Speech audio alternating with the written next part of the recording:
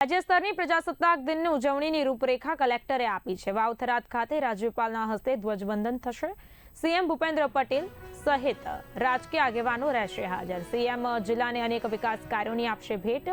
ગૌ સર્કલ અનાવરણ બાદ ગૌ સેવકો સાથે સંવાદ કરશે સીએમ। 25 જાન્યુઆરીના રંગારંગ કાર્યક્રમ માટે તંત્ર સજ્જ છે। વાવ-થરાદ જિલ્લાની સંસ્કૃતિ અને વિરાસત ઉજાગર થશે। 26 જાન્યુઆરીએ જે પ્રજાસત્તાક પર્વની ઉજવણી છે તેમાં વહીવટીતંત્રએ ખૂબ સારી રીતે તેની તૈયારી કરી દીધી છે। માનનીય મુખ્યમંત્રી શ્રી ભૂપેન્દ્રભાઈ પટેલ સાહેબ અને માનનીય ગવર્નર સાહેબ 25 તારીખે અહીં પધારવાના છે। એમના સવારે 10 વાગ્યાથી શરૂ માનનીય મુખ્યમંત્રી શ્રીના સવારે 10 વાગ્યાથી કાર્યક્રમ શરૂ થઈ જવાના છે।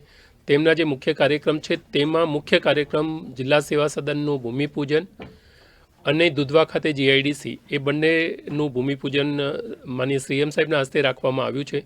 તે સિવાય આ જિલ્લાની જે સંસ્કૃતિ છે ગૌમાતા પ્રત્યેનો પ્રેમ એ ગૌમાતાના સર્કલનું અનાવરણ અને ગૌભક્ત સાથેનો પરિસંવાદ પણ દૂધ શીત કેન્દ્ર ખાતે રાખવામાં આવેલ છે।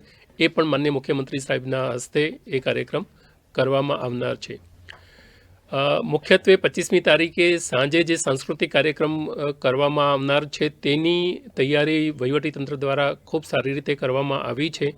આ જિલ્લાની સંસ્કૃતિ અને આ જિલ્લાની વિરાસત તેમાં ઉજાગર થાય તે પ્રકારના પ્રયત્ન રાજ્ય સરકાર દ્વારા કરવામાં આવ્યા છે।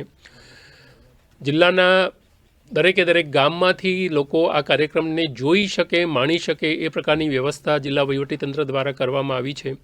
તે જ રીતે 26 તારીખે પણ દરેક ગામમાંથી ધ્વજવંદનના કાર્યક્રમમાં લોકો જોઈન્ટ થઈ શકે એના માટેની વ્યવસ્થા પણ જિલ્લા વહીવટીતંત્ર દ્વારા કરવામાં આવી છે।